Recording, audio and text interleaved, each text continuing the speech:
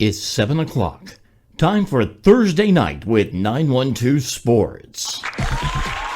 Our weekly look at Southeast Georgia High School athletics. Brought to you by Robbie Robertson Ford in Waycross, Coastal Pines Technical College, Prime South Bank, Gibson Animal Clinic, Kim Smoke, licensed realtor with Crossway Realty, and Summit Sports Medicine and Orthopedic Surgery. With the 912 Sports team, Sean Smoke, Kevin Price, Rob Asbell, Evan Smoke, and Hayden Chambliss. And now, here's the 912 Sports team.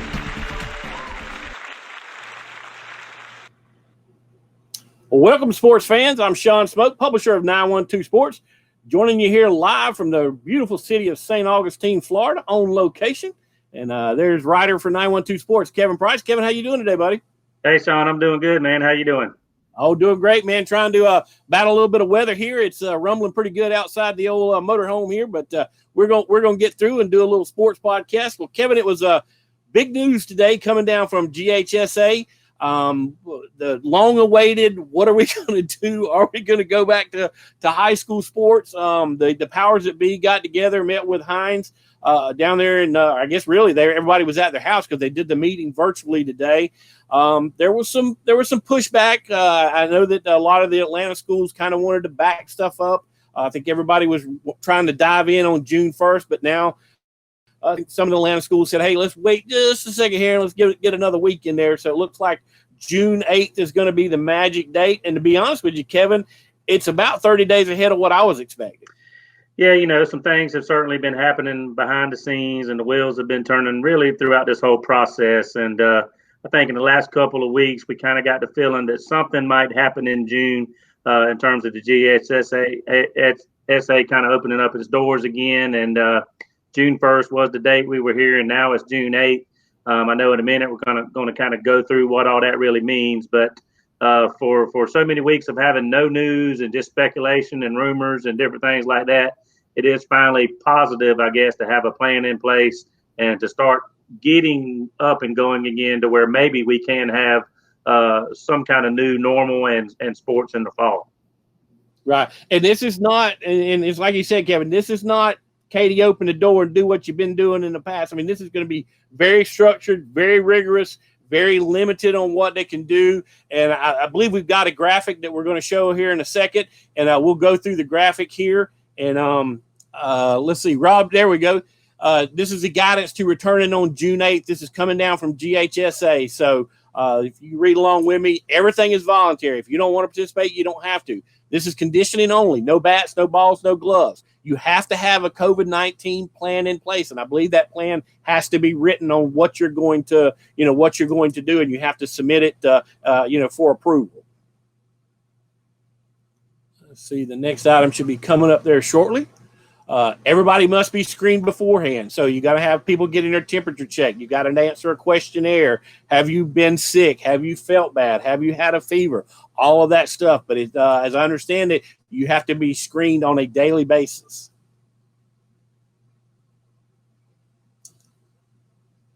Okay, it's going to be small groups. No more than 20 people have the authority, and I believe that includes coaches as well. So groups of 20, small groups, only for conditioning.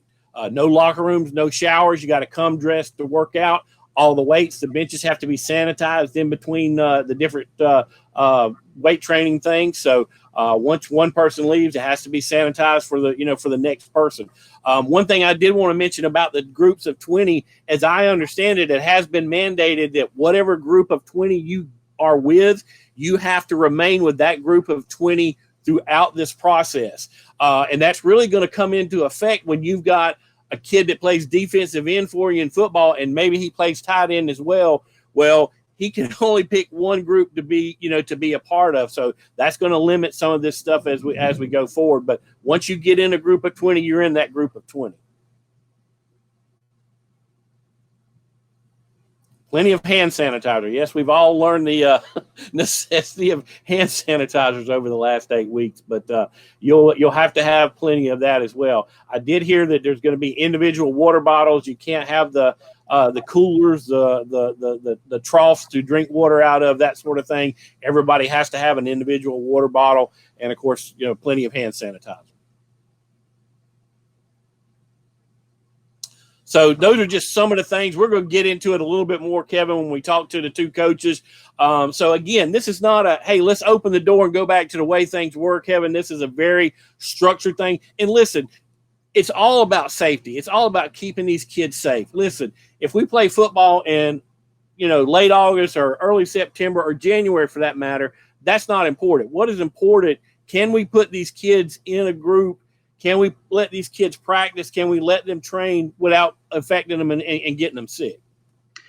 Yeah, and basically, I guess this is kind of going along with what our state's saying, what our governor's saying. Certainly, the GHSA is following all the protocols and guidelines that they're kind of putting in place, and then kind of just sliding those things into how they might fit for athletics and whatnot. So, obviously, there's a lot of rules in place, a lot of protocols that are going to have to be followed. But if you're looking on the bright side, I know most of the coaches are probably just happy to be able to have the gate cracked open a little bit, so to speak, and let kids, even though a small group at a time, walk through it.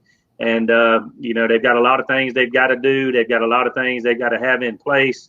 But the good news is really I'm a little bit surprised by the size of the group, too. I thought it might be 9 or 10 at a time, but, 20 at a time. Really, if you look in terms of football, for the most part, does allow you to get most of your position groups in there together. But certainly, you can't have all your whole offense in there at one time or all your whole defense in there at one time. But for the most part, you can have your offensive lineman, maybe a defensive lineman, maybe your whole secondary at one time. A key component that you did mention to that, Sean, too, was the fact that the kids are going to have to be basically assigned to a group and stay in that group. So, yeah, if you got a kid that plays both ways, the coaches, I guess, are going to have to make a decision. Is he going with our offensive lineman or is he going with our defensive lineman?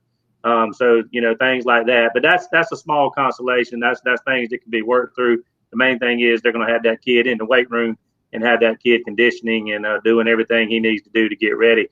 I hate to be the bearer of bad news, but this doesn't necessarily mean there is going to be football or anything in the fall. Now, we are trending in that way. But I think even the coaches will admit this is just allowing them to practice right now. This doesn't necessarily mean we are going to start practice on July 27th, and we are going to start the season on August 6th and 13th and 20th with scrimmages and the season opener. Yeah, we all hope that's going to happen, but that's not definite. This is just a step in that direction. Well, and it's going to be paramount to keeping these kids safe over this little period. But we're going to talk to Coach Justin McDonald about it. You're going to talk to Coach Matt LeZotte. We'll get a coach's opinion on this stuff. But we've got a great show for you tonight. We appreciate everybody tuning in. We've got All-State baseball player from Jeff Davis County, Britt Metts, is going to join us the latter part of the show. Kevin, you're going to be able to talk to Coach Matt LeZotte, Richmond Hill football coach, had a deep run, played in the semifinals last year. Great season for those guys. He's got a lot of offense to replace. I'm sure you guys will talk a little bit about that. But coming up next, we're going to talk to Wayne County head coach Justin McDonald, and we're going to highlight his senior baseball players. Only had 3 on the Jackets this year, but we're going to show those guys a little bit of love when we return. And you're watching Thursday Night with 912 Sports.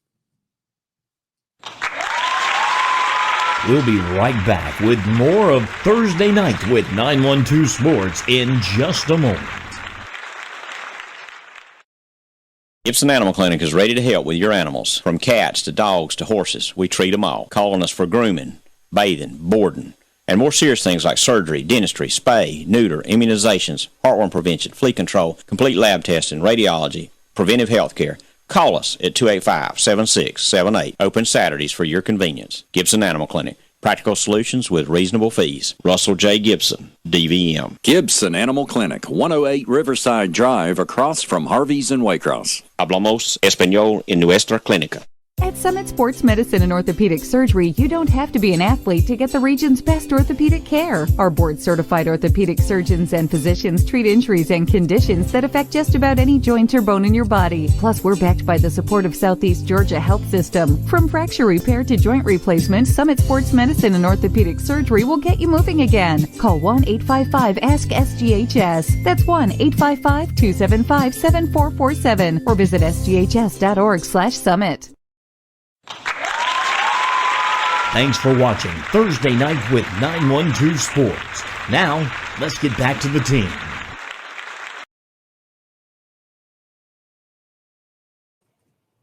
Welcome back, sports fans. I'm Sean Smoke, publisher of 912 Sports. Appreciate everybody joining us here tonight. Kind of on location down here in St. Augustine. Got a little bit of weather around us, but we're going to do a show here, and that's Justin McDonald, head coach of the Wayne County Yellow Jackets, joining us. Coach, how you doing tonight, buddy?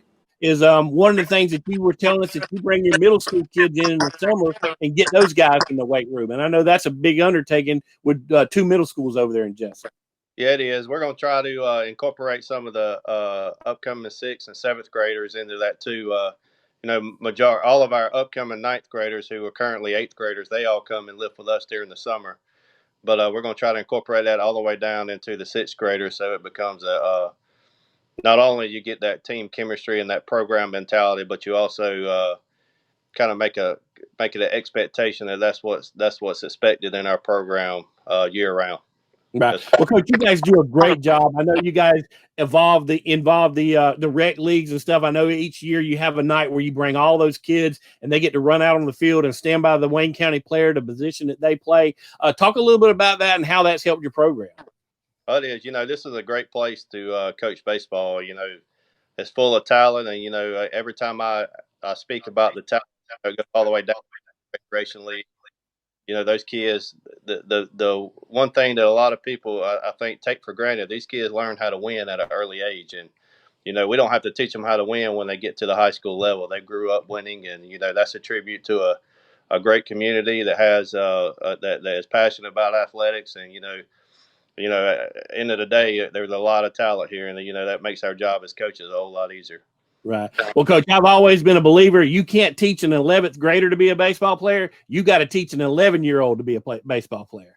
I agree. That's true, and that's you can ride around Wayne County, I guess, with all this, some of the stuff being closed down. But on a normal spring, summer afternoon, you're gonna see somebody hitting a baseball or somebody out in the yard throwing, or the rec fields are filled up with somebody practicing. So, we reap the benefits of that, and I don't think that needs to go unnoticed. So that's a huge part of our success at the high school level. Exactly. Well, Coach, you guys were coming off a region championship last year before it got taken away this year. I think you guys, what was your record before they canceled the season? We were 7-7, and you can look at it any way you want to, but we play a tough schedule, and sometimes we. I just got through making next year's, and again, I asked myself the question, what am I doing? And, you look at it, and, and all that's for a reason, and our kids understand that. They want to play the best teams in the state and the best teams around our area. And, that's the wins and losses only matter at the end of the year and what's going on in playoff time. Our number one objective as far as the baseball aspect is get our kids ready for the month of May or the end of April, 1st of May for playoffs. And, that schedule gets there, and, I thought with a 7-7, we had a great game against Richmond Hill right before this thing ended. And, every year we've been real successful. There's always been a turning point, and I felt like that might have been the turning point, but unfortunately it all come to an end. Right. And it's like I said, I mean, listen, Ware County plays in that region, Statesboro plays in that region, and it was a tough region before, but now going forward next year with bringing in Warner Robins and bringing in veterans and bringing in, all these other schools from around the area, it's going to really, really be a tough road to hoe next year. Yeah, it is. And, there's a lot of new teams that, since I've been at Wayne, we hadn't played veterans. We hadn't played Warner Robins. I think we played Coffee a few times when I was an assistant coach, but, us and Ware have been playing for quite a while now. But, again, there's going to be some new faces. I know some of the region format with some of the Warner Robins teams with the doubleheaders on a Friday, that's going to be something that we hadn't. I know we'd had to do it when within the Thompson and Burt region, and that's going to be new to us. There's a whole lot of strategy goes into a doubleheader in baseball, especially when it's region play and it's a must-win situation. But again, I'm excited about it. Again, there's only 5 teams, so basically you beat one, you're in the playoffs. So I think in that region, if you get in the playoffs, you can make a little run. Exactly. Well, Coach, let's talk a little bit about your seniors. You had a strong senior class. First up, we're going to talk about Sean Stevenson, and talk a little bit about him and what he meant to your club. Sean come in his junior year. He come into our program, and what he's done for us, and what the expectation for him this year was to fill a lot of innings, and he has some key roles there early in the year, and I think his biggest part of his career is ahead of him.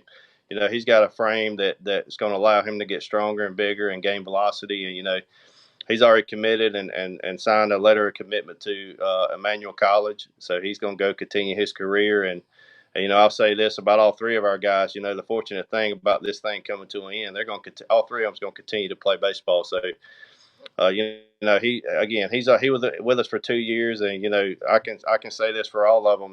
They're not only great baseball players, but they're great young men. They know how to go out and get involved in the community, involved in school, and understand what it means to put that jersey on, what it represents. And that's the key role. He did a lot for us, and I can't wait to see. Out of 3, he's probably got the biggest upside of how much he can grow and develop as a player. It's going to be fun to watch his next 4 years. Right. And I tell you, with their season coming to an abrupt halt, that all 3 of these guys are going to get the opportunity to continue to play is really exciting. So next up, Coach, is J.C. Williams. Yeah, JC, he's a 2-sport player. He played basketball, so basketball, baseball kind of overlaps. And I can remember his junior year, he kind of come in after basketball. They had a great run in their basketball. They won a region championship, and he's back-to-back region champion in basketball. So, but he come in, and I remember we were kind of in one of those little ruts in the season, and we started him in the game. That's one thing I say about him. As soon as basketball was over, he didn't need a week to get ready. He was constantly on the phone with me, see if he could get in the cage and keep his skill level up. And, as soon as basketball ended, he was ready to go the very next day. And, that junior year, I remember putting him in the lineup, and he gave us a spark. And that was kind of the wind that got us going in the right direction. And, he was on pace to do the same thing this year. He's probably the best athlete on our team. He can run, he can do it all. And, he's not yet committed yet. He's just waiting to go on campus, but there's no doubt he's going to find the right fit.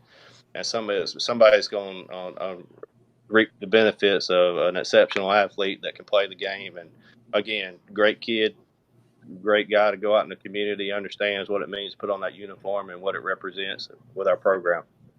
And Coach, so he's a 2-star guy, but you think he's going to play baseball at the next level? Yes, I think so. And he's a left-handed hitter that can run. And, there's not many of those that come to. When I say run, that I will look at the teams that play us. He had a single against Thomas County Central. And game 3, we were down 1-0 with a runner at second late in the game, and he hit a single in the 5-6 hole, and I look up and the left fielder's playing like 10 feet off the grass. So any other team that didn't have a scouting report on him, that would have been the tying run in that series, and who knows what would happen after that. But he can run, so they was playing him up, and he can put pressure on the defense, and I think he's going to do an outstanding job at the next level doing that. Good deal. Well, last but not least is Jasper Stanfield. Jasper was in our magazine back in our March edition. Strong baseball player, region pitcher of the year last year for Region 2-5A. But talk a little bit about Jasper and what he meant to your program. Yeah, he's a competitor, and I think that's the number one thing you take away from him is how he competes. And when he's in the game and he's on the mound, it don't matter who's in the opposing dugout or who we're going against. He gives us a chance to win, and he's done that since he's done that his junior year, and he's done that up to the point of it coming to an end this year. But he's going to go to A-back, and I think he's going to continue to develop, and I think he's kind of focused on going to be a pitcher and kind of going to create or keep working on that craft and get it where it needs to be. But I could go on and on about all 3 of these guys, but Jasper being the region pitcher of the year last year, and I think he was on pace to do it again. He was just hitting stride, and unfortunately his numbers probably wasn't as good as they were last year early in the years, but it was based on the guys that he threw against. He pitched against Blessed Trinity and teams of that kind of stature. So he gave us a chance to win in all of those. But like I said, he's going to continue to grow and continue to develop. And, like I said, it's exciting to watch these three guys and continue to watch their careers. And, that part's important to me. I know we love to win games and we love to do that, but I love for these kids to get the opportunity to get play at the next level. And I know our coaching staff, not just me and my assistants, they do a great job of getting these names out there and getting these guys opportunities to play. Right. Well, Coach, congratulations. Sorry the season got cut short, but at least these three seniors are going to continue their baseball career. We'll check in with you. Hopefully, you'll get some weight room time here. Go in there and get your name on that list, because I know it's going to be at a premium here in the next couple of weeks as we open things back up. But good luck to you. Appreciate you joining us here on Thursday nights with 912 Sports, and we'll talk to you soon, buddy.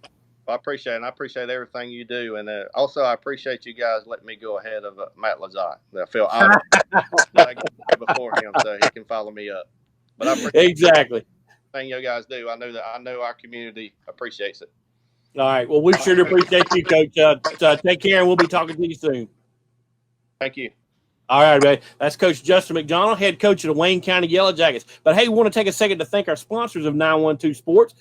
Thursday nights with 912 Sports, we'd like to thank Coastal Pines Technical College, Kim Smoke, licensed realtor with Crossway Realty, Robbie Robertson Ford, Summit Sports Medicine and Orthopedic Surgery, Prime South Bank, and Gibson Animal Clinic. And we appreciate all of our sponsors allowing us to do this show. But coming up next, we've got Kevin Price. He's going to get a chance to talk with the 912 South Georgia Football Coach of the Year. Head coach of the Richmond Hill Wildcats. Had a great year last year. But again, we'll be right back here with Kevin and Coach LeZotte. Appreciate everybody watching Thursday nights with 912 Sports.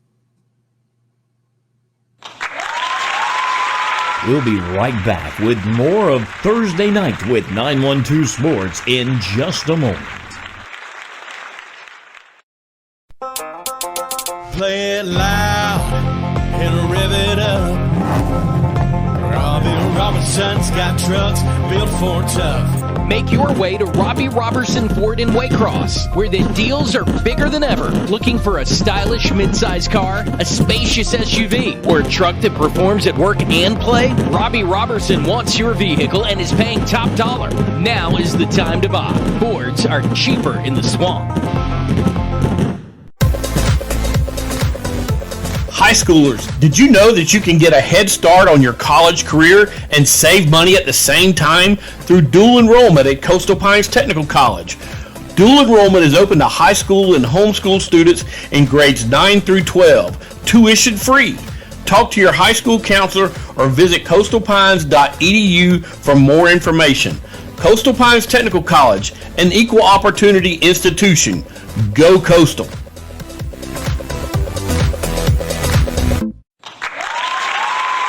Thanks for watching Thursday Night with 912 Sports. Now, let's get back to the team.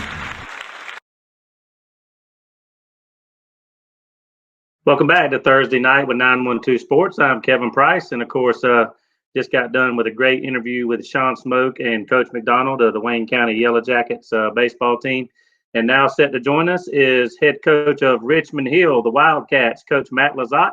Of course, Coach carried his team guided his team, I guess you should say, to the Region 2 6A championship last year, and also a run to the Class 6A semifinals in football, of course. And Coach LeZotte, after the year, was voted our 912 Sports Coach of the Year. And Coach, I think, is trying to get settled in. Man, Coach, can you hear us? Can you see it? Yeah, man. I was sitting outside, and it just started raining a little bit. So I'm trying to get situated a little bit so I can see. Oh goodness, here we go. Okay. Go figure, right? And barely any clouds in the sky right now, but okay. it is what it is. Well, Sean's down in St. Augustine. He's dealing with some weather. You're further north there in Richmond Hill, and I'm sitting in Brunswick, Georgia, right in between. So we may be getting it coming across from somewhere here momentarily. But Coach, how you doing this evening? Man, I'm wonderful. Got some good news from the Georgia High School Association today about kind of being able to get back in the swing of things and start working again. And I know everybody's very hungry to get back and just get back to a little sense of normalcy. You know what I'm saying? Yeah, no doubt. And I do want to talk to you about that bit here in a bit. But Coach, I guess, when COVID-19 hit, when the coronavirus became serious, it was in mid-March. You guys would have been like everybody else, deep into your off-season weight training program. I guess maybe 4, 5, 6 weeks away from taking the field for spring practice, depending on when y'all were going to start. But just talk about maybe what you guys have been doing since as coaches in terms of communicating with your players. Have y'all been sending them workouts and trying to monitor those? Have y'all been doing Zoom meetings? What have y'all kind of been doing football-wise? Well, I'll tell you, it's been very interesting, and we've really collaborated as a staff. It hasn't been just one guy, myself, coming up with an idea. Our coaches have gotten extremely creative, but we were rolling with our off season, and we were I think it was a week or two away from what we were going to call our record day, and we'd gotten really strong and had been running really fast, and we were eager to test our guys, and that we were going to do that, and then boom, it hit. And I tell you, the good thing about it is I'm surrounded by guys on my staff that work really hard and are creative. We've taken to social media and tried to do some things and be creative with our social media. We have weekly Zoom meetings as a staff to go over some things. We send the guys workouts.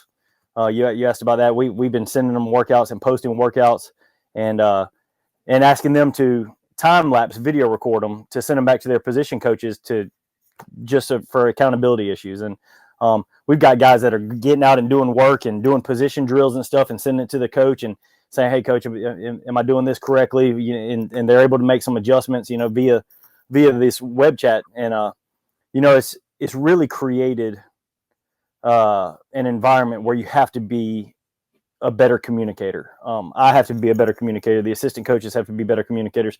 The players have to communicate to us better than they've ever had because we're not with each other. We're not able to use our site, which is what we tend to use a lot in football, to make adjustments. And we return a lot of guys off a team that was fairly successful. But we had a meeting with our senior class today, and I said, "Guys, what's the first thing I said when we met after the break?" And talent will get you beat.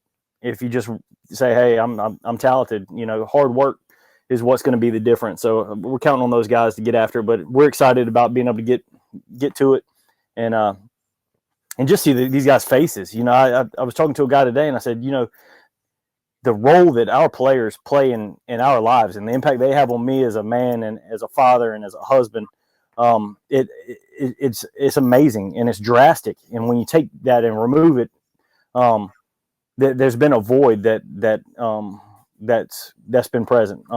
Good part about it is I've been able to be a part of my family's life. I've got 2 daughters and a son, and we've been able to spend time and experience things with them that I typically don't get to do. So teaching first grade and pre-K was not my cup of tea. I'm not very good at that. So I'm glad that's over, but I'm ready to get rolling. And Coach, let's talk about that. Of course, the news that you referred to, we did talk about a little bit in our opening, but just for anybody that may have not been with us, the GHSA did vote today in a Board of Trustees meeting that they would sort of open things back up starting on June 8th. It's not going to be full bore. Football teams won't have balls. They won't be in helmets, shoulder pads, anything like that. No contact. But the good news is they can condition somewhat like they were doing, I guess, when things stopped. Coach, I think the thing that surprised me was the size of the groups, 20, not 9 or 10, but 20. Now, that does include coaches. And, of course, as you know, the kids are pretty much going to have to stay in the group that they start with, no crossovers and things like that. I'm sure your staff, like you said, have been maybe going over some tentative plans based on what might happen. I know now that y'all know what might happen, talk about maybe some of the things you plan to do football-wise to kind of start hopefully getting ready again for a 2020 season. Well, it's almost a shock, to be honest with you. I had fully just gotten it out of my head that we would even do anything in June. So all of my planning, no, we do have, it's not tough to adjust the plan, but it was in the back of my mind, even being able to experience June. And I thought we'd probably get started maybe late June, early July. But to be able to do this, and we're fortunate to have coaches. The problem is we've got close to 160 kids in our program. So how do you service 160 kids effectively, and what type of time regulations and all of this? So there's a lot of planning that's going to go into it to try to make this happen. But our guys are ready to go. I think they're willing to do whatever it's going to take. We just got to be wise with how we section and group the guys to make sure that they're getting the best instruction that they can while they're here. But the big thing is this is from my perspective, we're getting some extra time. So how are we going to use this extra time to get better and to get healthy? Physical prowess is a huge factor in football, and that preparation, when you're not able to do it and not able to strength train and prepare your body, it sets you up for a whole other set of problems and issues that you may come across. And so the fact that we're going to be able to get back and get these guys' bodies trained up and get them going in the right direction, get them off the couch a little bit, and it should be interesting. It's definitely going to be interesting. We'll see how it shakes out, and we'll see how many more regulations they come up with before it's full tilt and before the 8th rolls around, to make sure that I think as a state, I think there needs to be extreme clarity with this. I don't think that it needs to be vague at all. I think it needs to be cut black and white, and just to make sure that everybody's on the same playing field and able to effectively reach these kids. And Coach, I guess if things progress and things continue to get better and we don't have an outbreak here in the state of Georgia, I don't know if there's the possibility that they'll let the groups get larger and whatnot. So maybe looking towards July, I don't know if you've been hearing anything behind the scenes, so to speak. Is there any chance that maybe you can get enough kids out there to go 7-on-7 or have some of your OTAs that you would have had maybe in June with linemen popping pads, even if it's against your own team, not one team against another? Do you think there might be some more progress in July, or do you think it's too early to speculate on those types of things? I'll tell you, I'd be surprised if there wasn't some changes in the month of June. We essentially have the whole month, and then with the governor and the recommendations, some of the things being lifted. I think June 12th for the elderly and the folks that could be predisposed to the virus. A lot of those restrictions being lifted. I can see a domino effect with that taking place. I think our state is just like any other state. We're waiting, seeing what other folks are doing and what type of things that they're doing to stay safe. I think our association does a very good job of making sure that we are safe. And I know 100% of the coaches that are involved in this thing care about the kids and want to make sure that we don't do this because we don't care about kids. We do this because we love kids, and we're not going to do anything that's going to jeopardize that or jeopardize the integrity of our program. So, we're just going to follow the steps. Whatever they give us, we'll take and we'll move through it. But I'd be surprised if it doesn't, some changes don't take place even in June, depending on what type of other regulations are lifted. Well, that would obviously be nice to see. One thing Sean and I talked about in our opening was that this doesn't even necessarily guarantee that practice is going to start on July 26th, 27th, whatever it is.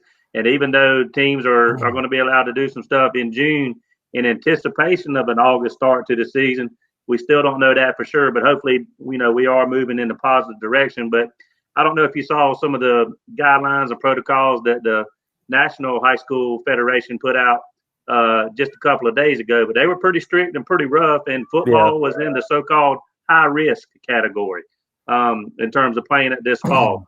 I don't know if you have any thoughts on that or want to kind of go out on a limb, but are you concerned about playing football, kids nose to nose, mouth to mouth, going at it in the trenches on a Friday night? Do you think that's unsafe at all?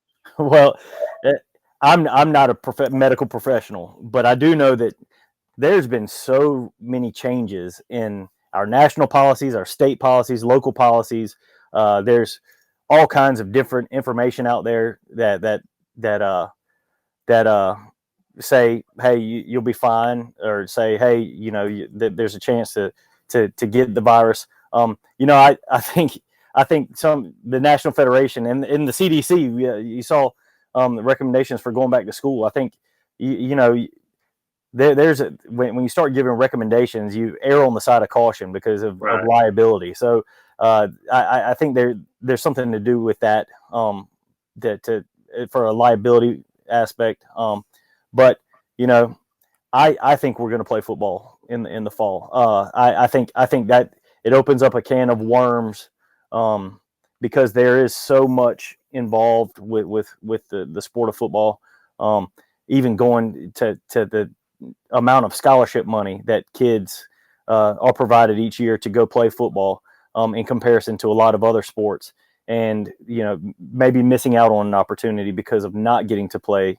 There are a lot of factors that play into this that I have conversations all the time with people that they start to name something different, bad that would happen if there wasn't a football season. And I'm biased. I'm a football coach. I want to play football. I love the fresh cut grass and the lights on a Friday night. I love it, but at the same time, it's tough to say. I feel like I don't know anybody that's gotten the coronavirus personally, and so that plays into how I feel about it. Also, I feel like we've done a good job, my family and I, with following the recommendations of what everybody should be doing over this time period. So, I feel if we got if we just stay the course, I think everything's going to be just fine. I hope you're right, and I think you're right, and hopefully we are trending towards popping the pads on sometime in late July and getting ready for an August start, even as hot as it may be. Then I think we'll all take it as opposed to not playing. But Coach, let's talk about Richmond Hill specifically here as we kind of go down the stretch here. But you mentioned your off-season program was going well, and sort of a question along that line: do you sense that your kids are hungry for more success? I think so. We just the interaction that we've had. All the position coaches have done a tremendous job of keeping a dialogue with these guys, and not only just about football, just about life in general. And we're all in about them making good decisions. And where when it comes to schoolwork, when it comes to family life, when it comes to football, when you make the good quality decisions, they're going to benefit from it, and we're going to benefit as a football program from their decision making process. So I feel like our guys are hungry. I think they got a taste of it, and they saw how close we came to playing for a state championship. And championships are few and far between. They're very tough to come by. And a lot of those guys return off of that team. And I think they're hungry to see what they can do when they grow and get better. It's amazing the contact that some of our guys, the work ethic, they're fully committing to this thing and putting forth great effort. And just being able to see them go out on their own and have the discipline to go and work. I know I didn't have that discipline as a teenager. And I'm very proud of the guys being able to do that and take it upon themselves. Because regardless, I'm gonna be coaching the next year or in the following year. It's these guys, these rising seniors, they got one shot to get it right. And if they're sitting on the couch at home, they're gonna live with that regret the rest of their lives. And Coach, I think you got a lot of returners coming back. I think of your all-region players, only 2 were seniors, and I may have the math a little bit off, but I think you got about 7 or 8 all-region players coming back. But one guy that you are losing is going to be Jalen Rouse. Of course, he was our one of our superlative award winners in the fall for the offensive production. And of course, I guess he gave y'all about 1,800 yards, 24, 25 touchdowns. And just seemed to get better the more he carried the ball, and certainly the bigger the games got late in the season. I'm going to put you on the spot here. I'm sure you got an answer for it, but how do you replace that offensive production? Well, I think, one, we're going to be better up front, I feel like, than we were last year. Jalen had a lot of yards after contact. But, he's a special back. He worked really hard. He was a different guy his senior year than his junior year, 100%. And that was because of his work ethic. So what happened was, and the best thing that happened was all these guys that are coming back this year, they saw that transition. They saw when he started doing things a little bit differently. And so that impact is going to have a ripple effect on our program. And we've got some pretty good guys in the backfield coming back, and we feel really good about it. But to replace him, I think it's going to be tough to do. But I think the example that he set for the rest of his teammates that have another shot to come back is tremendous. And I think I know he's very proud of it. But I think that's going to be the thing that sets it apart, because I think we're going to have some more guys that have that kind of growth from their junior to senior year, like he had. So, he's a tremendous back. We ran the ball a good bit this past year, and he carried that load. He did a great job with that. But we're going to continue to do what we do and grow these guys and next man up, and they're ready to go.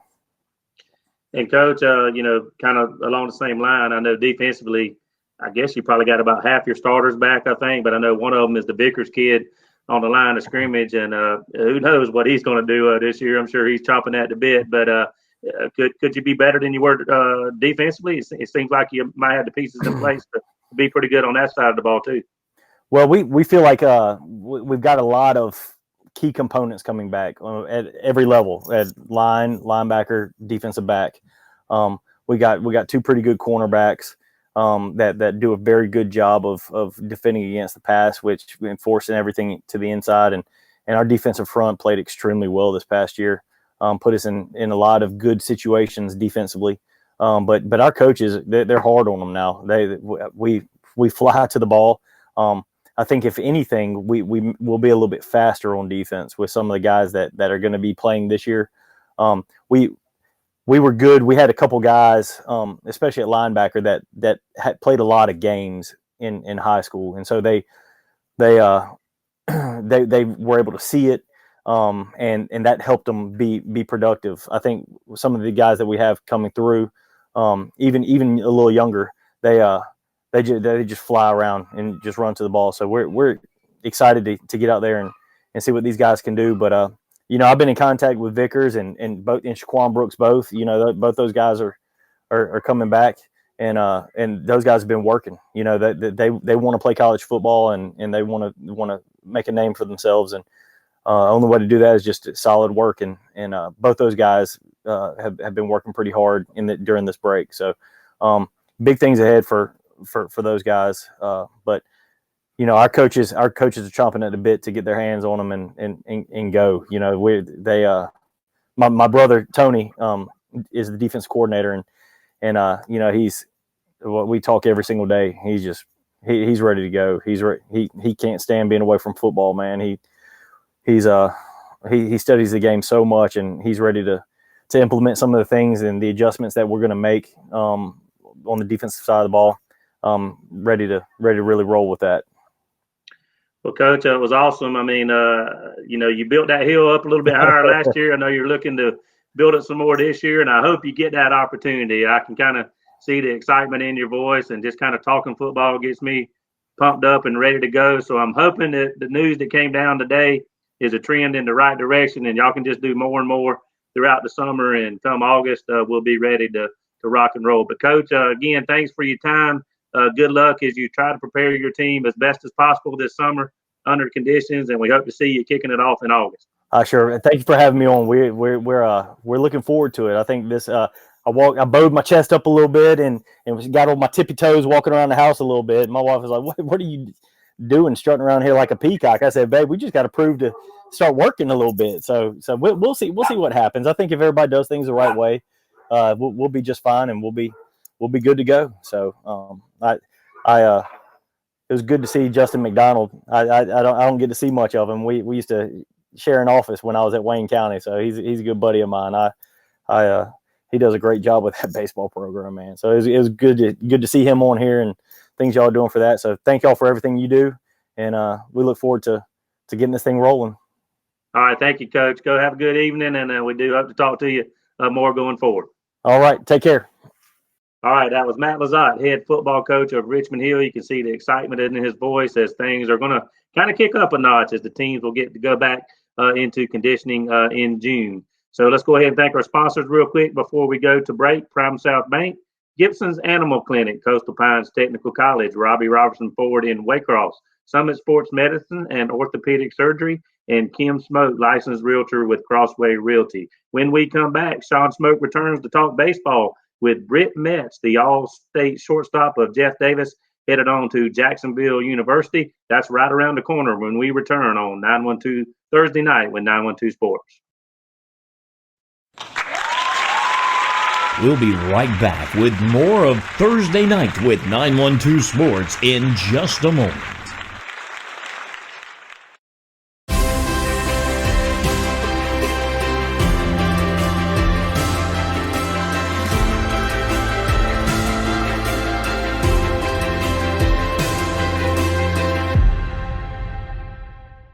Gibson Animal Clinic is ready to help with your animals. From cats to dogs to horses, we treat them all. Calling us for grooming, bathing, boarding, and more serious things like surgery, dentistry, spay, neuter, immunizations, heartworm prevention, flea control, complete lab testing, radiology, preventive health care. Call us at 285-7678. Open Saturdays for your convenience. Gibson Animal Clinic. Practical solutions with reasonable fees. Russell J. Gibson, DVM. Gibson Animal Clinic, 108 Riverside Drive, across from Harvey's in Waycross. Hablamos español en nuestra clínica. Thanks for watching Thursday Night with 912 Sports. Now, let's get back to the team.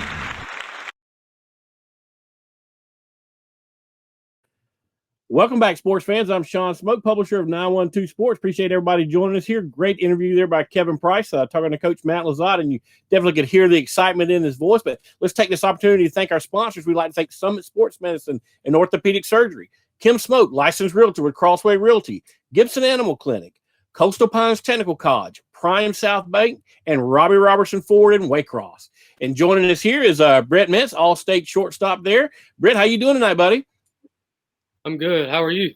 I'm doing great, man. Appreciate you joining us here on the Thursday nights with 912 Sports. And if you're a reader of 912 Sports, you probably recognize this kid. He was the sharp-dressed man on our cover back in March. Did a great-looking cover. Chelsea Brantley over there and Jeff Davis shot the pictures for it. Turned out great. The whole section there was, we were really pleased, proud of that work that we did there, Britt. But appreciate you doing that for us, buddy. But Britt, you came into this season. You played baseball for 3 years. You had 2 state championship rings and had an opportunity to win number 3 before this all hit. How have you kind of been dealing knowing that opportunity kind of got taken away from you?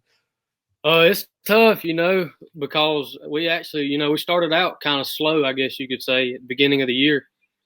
And we knew we had worked hard in the off season and not got complacent. So it was just a matter of time before we started playing good.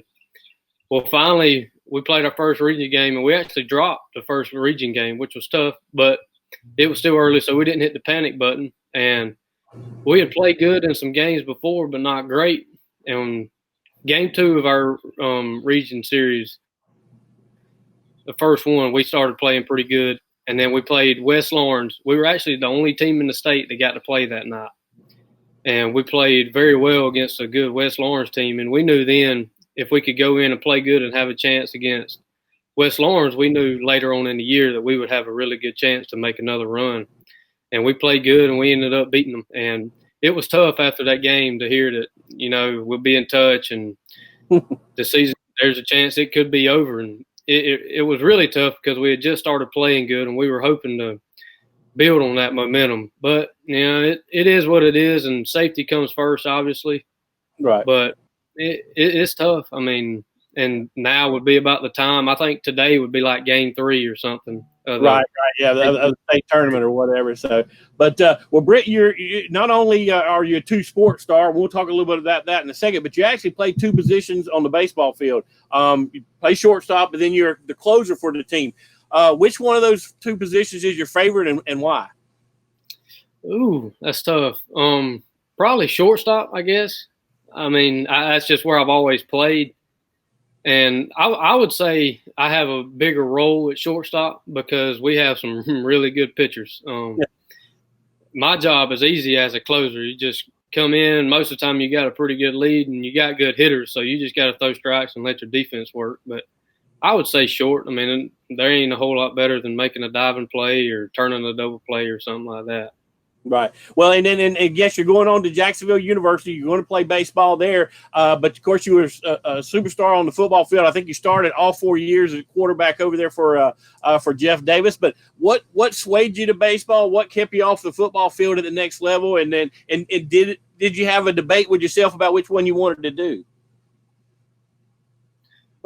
Well, I just felt like baseball was probably a better opportunity for me. I don't mean this in a negative way, but I'm not the biggest guy, so baseball you can kind of get away with that a little more. But it's tough because I really love football. There ain't nothing better than Friday Night Lights. I mean that really can put some chills on your back. But if playing at a high level baseball, you can get that feeling late in the playoffs. So I feel like for me it was a better chance than baseball, and I think where I'm going is going to be the same way, and I'm really looking forward to playing at the next level. Right. Well, and you did, Brett. You had some big time schools. I mean, you had a couple of SEC schools that were calling you and things like that. And I don't know, did you had any, offers or whatever, but you were at least getting some entertainments from those guys. What drove you to Jacksonville State, and why did you decide to make that call?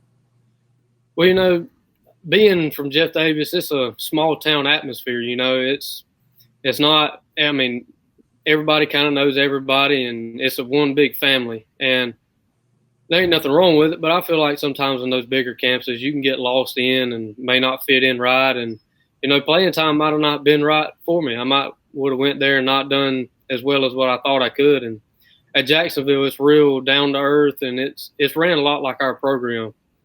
And I feel like I can exceed well at Jacksonville and still have a great chance of accomplishing what I want to. They play high level baseball, and Coach Hayes, the head coach, does a really good job of getting the best out of you. And we'll have a chance to go to Florida and play Florida and Florida State and play some really high caliber teams. And it's just like here, all you got to do is just play good. Baseball is a game of momentum. Just play good at the right time, and your time will be at the end of the season. Right. Well, and it's like I said, the good thing about Jacksonville State, or one of the good things about it, is Mom and Daddy are only a couple hours away. They can run down there and catch you playing on, pretty regularly. So that's a big plus for Mom and Dad for sure. But Britt, congratulations! Yeah, right. Appreciate you doing the magazine for us. Congratulations on your scholarship. Has Jacksonville reached out to you? Have they told you anything about we're looking at this date? Have they put you on any kind of regimen as far as, any kind of dietary stuff or any kind of workouts, or are you in touch with your coach down there? Yes, sir. We don't stay. I mean, right now it's kind of a downtime because of the virus and everything. So far we're supposed to move in the end of August. And so far that's still our aiming point. It's still kind of down. I mean, I don't really know right now. And we've been in contact about workouts and hitting and running and throwing every chance we get. I actually got one of their workouts during baseball season and started doing it, and it really helped. I mean, you can tell it's a next level type strength program, and Coach Helton and Coach Poole, our weightlifting guys, they do a great job of helping me out with it and letting me work some of that stuff in the weight room with other classes. But as of right now, we're hoping to get in at the end of August and start rolling right into fall ball, and I can't wait. I hope they don't prolong it anymore. I'm ready to get started. I'm used to playing baseball this whole time, so I'm itching for something. I need to be on the field. I can imagine, buddy. We're all itching to get back to some semblance of normalcy. But again, man, appreciate you doing the magazine. It was a great cover. Hopefully, you appreciated being there. But like I said, we really thought that it would turn out to be some really, really good work. We're really proud of it. Again, appreciate you doing the show with us tonight. Best of luck to you down there at Jacksonville University, and we'll follow along with your career there. And who knows, maybe we'll have you back down the road and you can tell us how things are going down there. Maybe so. Sounds good. Thank you. All righty, buddy. We appreciate it. That's all-state shortstop Britt Metts, plays for the Jeff Davis Yellow Jackets. Great kid. Played quarterback for 4 years there. Played for Coach Lance Helton the last couple years. Just a great kid. Really talented quarterback. I know he had some struggles there. Did he want to play football? Did he want to play baseball? But I think he made the right decision. He's going to do very, very well down there at Jacksonville. But, hey, we're going to take a quick break, and we're going to come back here and wrap up tonight's show. Me and Kevin will talk about how things went. But I appreciate everybody joining us here on Thursday night with 912 Sports, and we'll be right back after these messages. We'll be right back with more of Thursday Night with 912 Sports in just a moment. At Summit Sports Medicine and Orthopedic Surgery, you don't have to be an athlete to get the region's best orthopedic care. Our board-certified orthopedic surgeons and physicians treat injuries and conditions that affect just about any joint or bone in your body. Plus, we're backed by the support of Southeast Georgia Health System. From fracture repair to joint replacement, Summit Sports Medicine and Orthopedic Surgery will get you moving again. Call 1-855-ASK-SGHS. That's 1-855-275-7447 or visit sghs.org/summit. Play it loud and rev it up. Robbie Robertson's got trucks built for tough. Make your way to Robbie Robertson Ford in Waycross, where the deals are bigger than ever. Looking for a stylish midsize car, a spacious SUV, or a truck that performs at work and play? Robbie Robertson wants your vehicle and is paying top dollar. Now is the time to buy. Fords are cheaper in the swamp.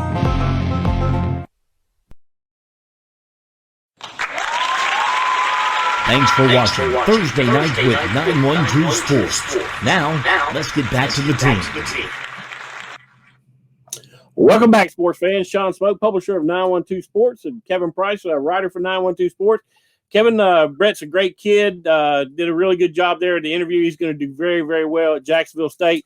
You can tell Coach Matt LeZotte is fired up, but he's ready to go. Matter of fact, if he has some helmet and shoulder pads, he might be hitting the side of the house right now. And appreciate Coach Justin McDonald coming on with talking a little bit about his seniors. And again, listen, that's not a baseball team at Wayne County. That's a baseball program, and he's got that thing rolling. I know they lose talent every year, but trust me, they'll be right there again the next year because they do things the right way. They start them young. They bring them into the point. And he made a great point, Kevin. These guys, when they get to high school, they don't have to teach them how to win because these kids already know how to win. And it shows on the field as well. Yeah, let me touch on all that if I can. First of all, I'm going to have to ask Rob not to play those Robbie Robertson Rev It Up commercials before I go home because they get me revved up. I mean, they're awesome. And then to have Matt LeZotte come on and just you could tell he was fired up about that news today, and he's kind of got me fired up. And every summer, I have to kind of calm myself down. We're getting closer and closer to football, I know, but I have to say, don't get all jacked up and excited about it in July. It's not going to get here any faster, but getting him talking tonight kind of have the juices flowing. And then you're right about Britt. I mean, what a kid. I mean, that's the first time I've ever really, had any kind of interaction with him, even though you were the one interviewing him. And I can see why he's a solid leader in the huddle as a quarterback. I can see why he's a great baseball player. Just seems to have the right mentality. He's well-spoken, real focused. And he's kind of chomping at the bit to get on with his baseball career as well. And then, yeah, Coach McDonald, I mean, I like the way that he kind of took a dig at Coach LeZotte. And Coach LeZotte was kind of nice at firing back at him. But these are two guys that work together at Wayne County. And, yeah, you talk about a baseball town, a town that takes baseball very serious. If you've never been to a game in Jessup, I would encourage you to go, particularly in the month of May in the playoffs. Oh, man, you talk about it. It's experience. They get excited.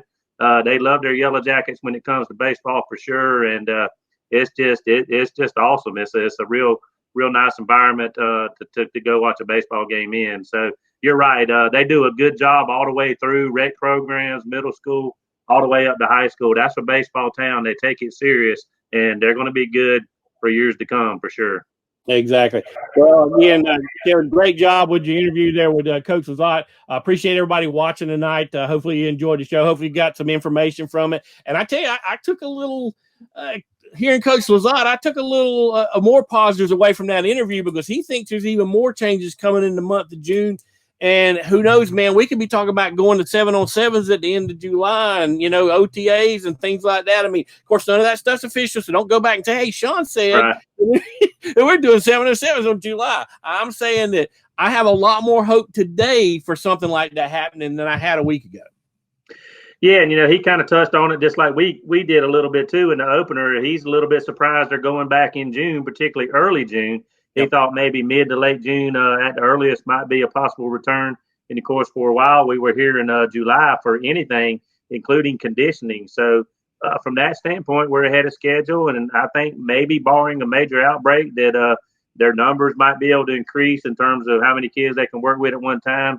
Maybe they can do a little bit of contact and some of the things they might normally do in the summer with 7-on-7s and OTAs with the linemen and whatnot. Maybe not in June, but maybe hopefully in July we can kind of get some of that going and not be too far behind schedule. And then they'll be closer to being ready when they get ready to really rev it up there with practice in late July to get ready for an August start. Exactly. Well, again, appreciate everybody joining us tonight. Appreciate our sponsors, Summit Sports Medicine and Orthopedic Surgery, Kim Smoke, licensed realtor with Crossway Realty, Gibson Animal Clinic, Coastal Pines Technical College, Prime South Bank, and Rev It Up Robbie Robertson Ford there in Waycross. Appreciate Rob in the background. Did a great job as always, Rob. We appreciate you, man, behind the curtain. So y'all join us next Thursday night. We'll have some more guests, and we'll talk a little more high school sports here in the 912. Everybody have a safe Memorial Day weekend, and we'll talk to you soon. Yes, sir. Yes, sir. Good night, everybody.